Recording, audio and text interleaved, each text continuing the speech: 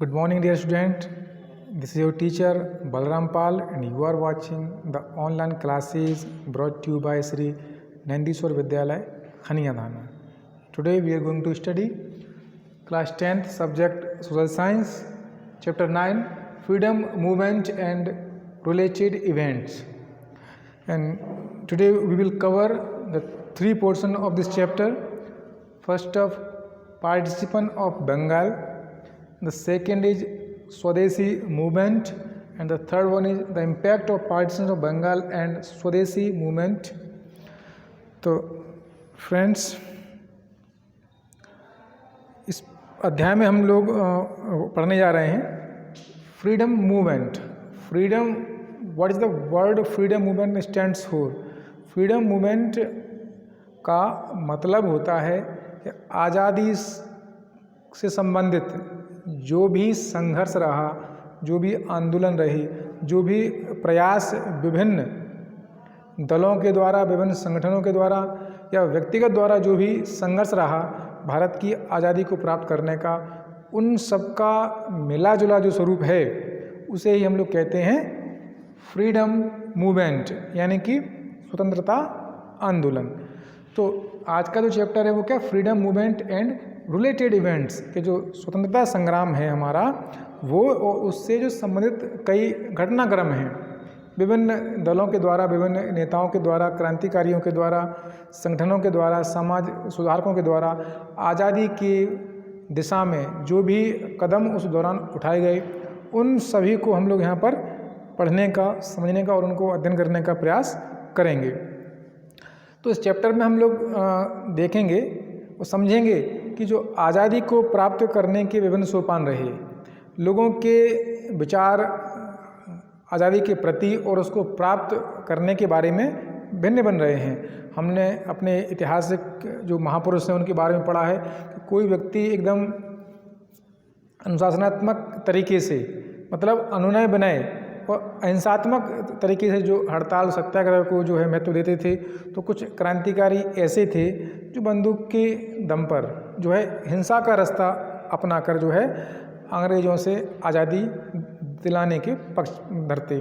तो इतिहास में हमारे इस प्रकार के जो आंदोलन को जो है आपने जो उदारवादी और उग्र राष्ट्रवादी, एक दो धड़े हैं, इनकी विचारधारा हैं जो है अलग अलग है, लेकिन अंतोगत्वा इन सब का उद्देश्य एक ही था, भारत की आज़ादी. तो इन्हीं लोगों के द्वारा, इन्हीं संगठनों के द्वारा जो भी आंदोलन या जो भी कार्यक्रम चलाए गए हमारे देश की आज़ादी से संबंधित, उन सब का जो है हम यहाँ पर अध्ययन करने का प्रयास करेंगे. तो सबसे पहले इसमें है हमारा है पार्टीशन ऑफ बंगाल. बंगाल जो है आज़ादी के जो संघर्ष था उस दौरान बड़ा ही धनी और समृद्ध प्रांत था जो है. इसमें आपने देखा होगा कि जो अंग्रेज़ सबसे पहले जब भारत आए थे तो उन्होंने जो है अपना जो व्यापारिक केंद्र था वो कलकत्ता, उस समय उसका नाम क्या था, कलकत्ता था. आज वर्तमान में उसको हम लोग कोलकाता के नाम से जानते हैं, जो कि हमारा जो वेस्ट बंगाल हमारा एक स्टेट है इंडिया का, उसकी वो राजधानी भी है.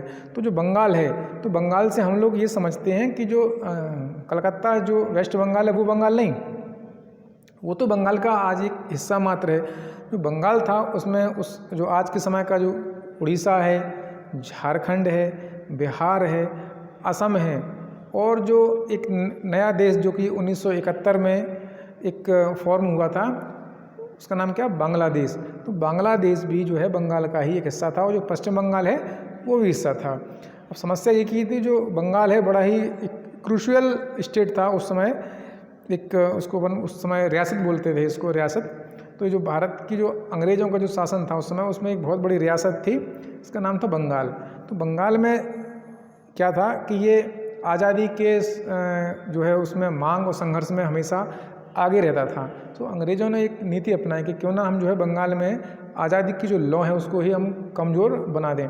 तो बंगाल में, उस समय के बंगाल में क्या हुआ था कि जो हिंदू और मुस्लिम बड़ा ही मिलजुल कर और जो है आज़ादी के लिए संघर्षरत थे.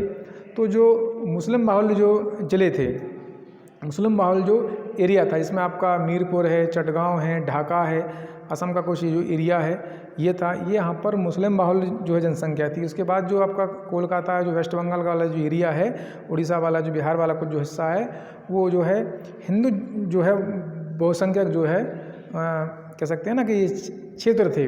तो उस समय जो भारत का गवर्नर जनरल था, क्या नाम उसका नाम था, लॉर्ड कर्जन। जी हाँ, लॉर्ड कर्जन जो है उसी के समय जो है बंगाल का विभाजन किया गया था। वो बंगाल को जब विभाजित करने की खबर लोगों तक पहुंची तो जो है कि न केवल हिंदू वर्ग बल्कि मुस्लिम वर्ग जो है सभी लोगों ने इसका जो है डट कर विरोध किया।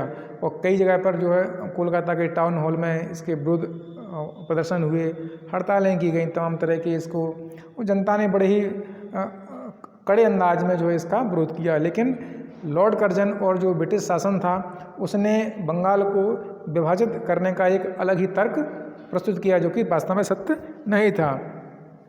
अंग्रेज़ों का एक छुपा हुआ एजेंडा था कि हिंदू और जो मुस्लिम कम्युनिटी है इनके बीच में जो है वर्ग संघर्ष का जो है वो एक जो है चिंगारी लगाई जाए, जिससे कि आज़ादी की जो लौ है वो धीमी पड़ जाए।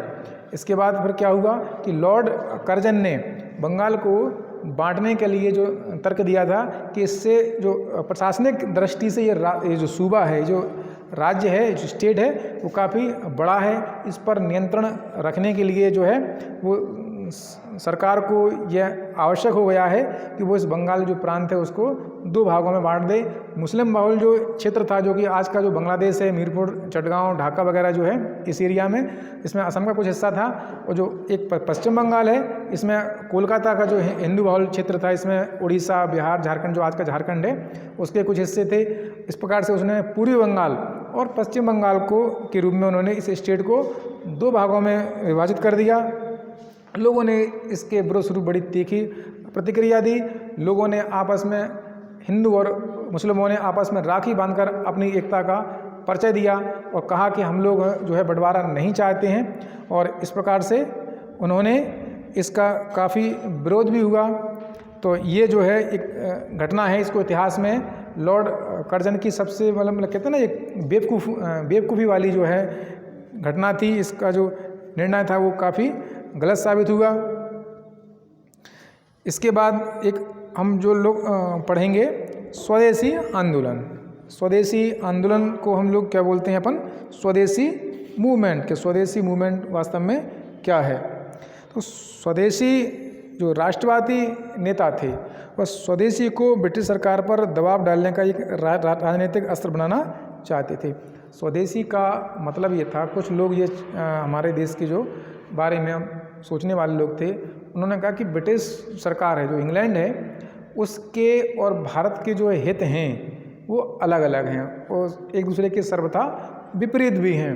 अगर कोई भी काम जो कि ब्रिटिश शासन के या ब्रिटिश सरकार या वहाँ के लोगों के लिए अनुकूल होता है, कोई फैसला, कोई आर्थिक ऐसा फैसला, तो वो भारत के जो है वो खिलाफ ही जाएगा, ऐसे लोगों का मानना था।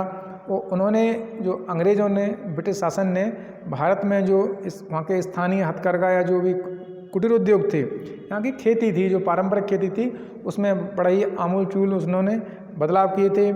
चाहे वो टैक्स लादकर हों या पर उनकी खेती पर प्रतिबंध लगाना हो, नील की खेती और जो व्यापारिक फसलें थीं, अंग्रेज़ों जो ब्रिटिश सरकार वहाँ के लोगों के लिए जो भी फ़ायदेमंद जो फसलें थीं या जो उद्योग धंधे थे, उनको उन्होंने बढ़ावा दिया। और भारत की जो आर्थिक जो उद्योग की जो रीढ़ थी, कुटीर उद्योग, उनको उन्होंने बर्बाद करने का काम किया। धीरे धीरे हुआ क्या कि जो भारतीय जो उत्पाद हैं उनकी जगह पर जो कच्चा माल यहाँ से जाता था और विदेशी से जो उत्पाद होता था वो भारत में बिकता था। इससे वहाँ के लोगों को मुनाफा ज़्यादा होने लगा, हमारे लोगों की आय भी घट गई। तब जो है इस से जो कहते हैं ना कि एक जनता में उबाल आया। इसके विरोध स्वरूप जो है कई लोगों ने, कई नेताओं ने स्वदेशी आंदोलन चलाया। इसमें आपको विदेशी वस्तुओं का बहिष्कार तो था ही था, साथ में आपके सरकारी अस्पताल, कॉलेज, स्कूल, न्यायालय, इन सभी लोगों का भी लोगों ने विरोध करना अब शुरू कर दिया था। लोग सरकारी सेवाओं से अपनी दूरी बना चुके थे। इसका उद्देश्य यह था कि जो ब्रिटिश शासन जो है वो आर्थिक रूप से जो है वो कमज़ोर हो जाए और थक हार कर मजबूरन उसको भारत छोड़ना पड़े। ये उन लोगों का जो है इस प्रकार का सोचना था। तो इसमें आपको कई लोगों ने जो है विदेशी साबुन, माचिस और जो भी वहाँ की मिलों में जो सामान बनता था उसका जो है विरोध करना शुरू कर दिया। जो शक्कर बनती थी उससे बना जो है प्रसाद मंदिरों में पुजारियों ने स्वीकार करना बंद कर दिया। ऐसे तमाम जो है जो समाज के विभिन्न स्तर थे, विभिन्न लोग थे, उन्होंने अपने अपने स्तर पर जो है विदेशी चीज़ों का बहिष्कार करना शुरू कर दिया। और जो है राजनीतिक स्तर पर भी 1905 के कांग्रेस अधिवेशन के समय स्वदेशी प्रदर्शनी लगाई गई थी उस समय। और राष्ट्रीय शिक्षा के लिए बनारस हिंदू विश्वविद्यालय, इसको हम लोग आज BHU के नाम से जानते हैं, उसको भी स्थापित करने का जो है संकल्प जो है इसी कांग्रेस के अधिवेशन में लिया गया था। और सबसे पहले वंदे मातरम जो है गीत का गायन और उसका प्रचार प्रसार भी की जो शुरुआत है वो इसी अधिवेशन से की गई थी। और बनारस जो है अधिवेशन में भाषा हिंदी और लिपि जो है वो देवनागरी के अधिक से अधिक उपयोग करने का ही संकल्प लिया गया था, क्योंकि उस समय राजकाज की भाषा अंग्रेजी और उर्दू ही हुआ करते थे। और इसमें क्या हुआ, उसके बाद इस आंदोलन को रावलपिंडी, कांगड़ा, मुल्तान और हरिद्वार में खूब फला फूला। सैयद हैदर रजा ने दिल्ली में इस आंदोलन का नेतृत्व किया। चिदम्बरम पिल्ले ने मद्रास में इस आंदोलन को दिशा दी। लेकिन जो एक तिकड़ी थी लाल बाल पाल, है ना, कौन कौन थी? लाला लाजपत राय, बाल गंगाधर तिलक और बिपिन चंद्र पाल। इन्होंने इस आंदोलन के माध्यम से जो है अपना राजनीतिक जो संघर्ष था, आज़ादी का जो संघर्ष था, उसको वो इसी से प्रारंभ करना चाहते थे। और इस संघर्ष को वो जन संघर्ष, इस आंदोलन को जन आंदोलन जो है वो बनाना चाहते थे। और उन्होंने स्वराज, स्वदेशी बहिष्कार और राष्ट्रीय शिक्षा को अपना लक्ष्य बनाया। तो छात्रों, आज के वीडियो हम बस इतना ही। आगे का जो आपका जो चैप्टर टॉपिक है the impact of partition of Bengal and Swadeshi movement, इसको हम नेक्स्ट वीडियो में पढ़ेंगे।